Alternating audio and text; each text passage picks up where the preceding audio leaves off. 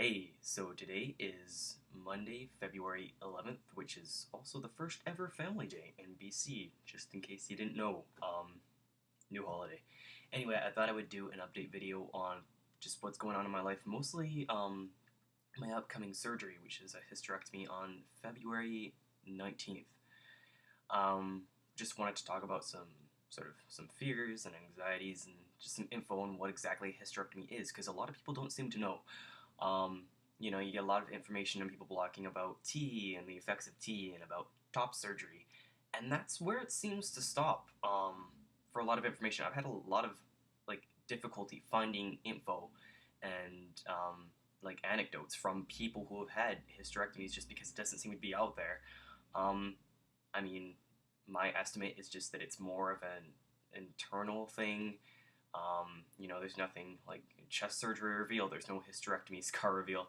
And same with T. Like there's no 1 month on T, 2 month on T. I guess it doesn't have that same surface quality. So people just don't talk about it. But in my circumstance, I find it pretty important to talk about it because it's so intertwined with. I mean, if you're taking T, it has a lot to do with your health. At least a lot of people say it does. It's not. Trans health isn't something that's very well researched in general. People just don't know what the long-term effects are. If you should have a hysterectomy to avoid, possible future cancers in your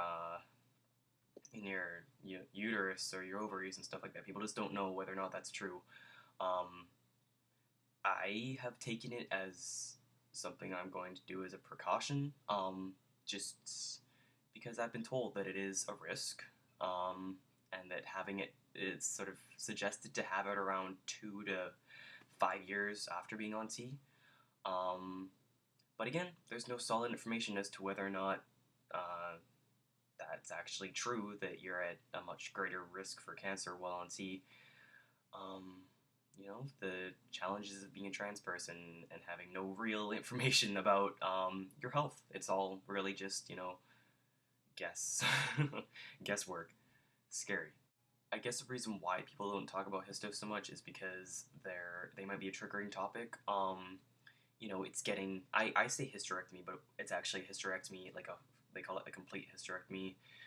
It includes removal of uterus, ovaries, just everything reproductive in my body. And for me, that's really important because, in my point of view, not only is it a health thing, but that part was sort of the cause of everything. It produces estrogen, and I don't want any estrogen in my body.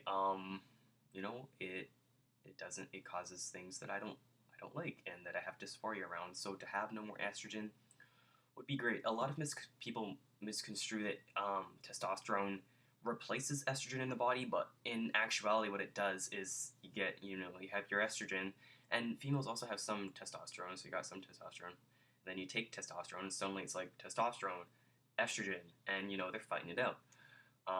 You still do have both in your body, which is why if you go off T, some things revert back because that estrogen kind of, it takes over and it starts to revert back some things. Testosterone is a very aggressive hormone, so some things don't go away. So what this means for me is that I no longer have that estrogen, and the T is no longer fighting anything, which means I can go down in my dose. I can lower my dose, and probably will have to lower my dose because, it's better to be taking less hormones over a long period of time than it is to be taking more hormones. It's less taxing on the body. But what that also means is that I don't have those reproductive organs anymore, which means no future biological children for me, which is fine by me. Um, I I don't really like that part of my body. It seems to be causing me more dysphoria now. From what I've been told, recovery is pretty painful. Apparently, it's like having all the cramps you've ever had in all of your menstrual periods just at the same time. So not too stoked for that.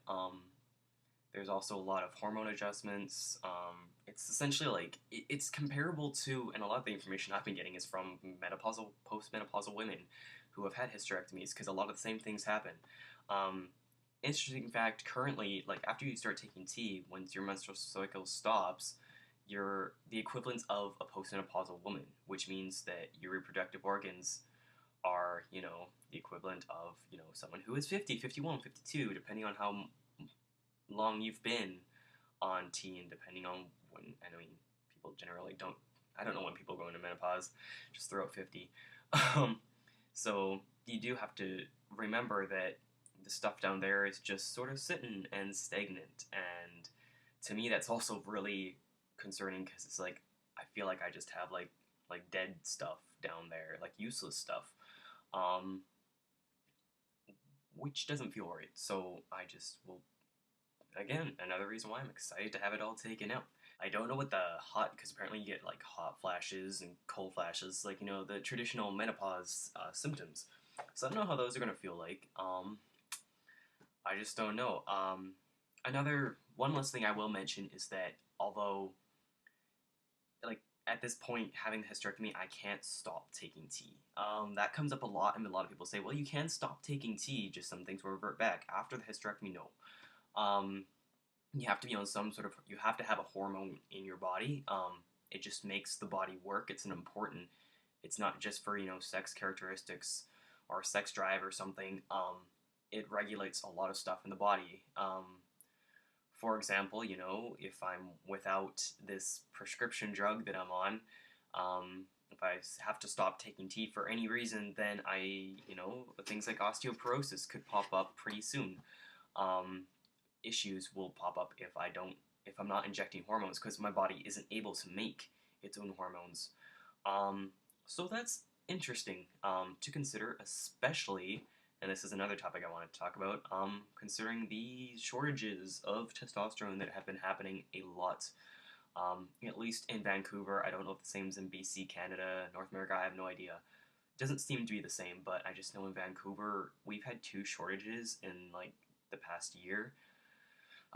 There's one going on right now, and I was panicking pretty hard because, I had tea on order for like 2 weeks, and it still wasn't getting in. And I was thinking, well, what if this happens after I've had my hysterectomy because I don't have a fallback plan, you know? So I did order 2 extra vials. I went to a pharmacy that could actually order them for me, which was my usual pharmacy. So I had to switch pharmacies, and they got me 2 vials. So I do have a backup now, but for people who are on tea, just that might be something to consider. I'm not saying stockpile the shit out of it. I'm just saying um, don't wait too long to refill your prescription because it might be that they're just like they're out of stock or there's a shortage or something like that.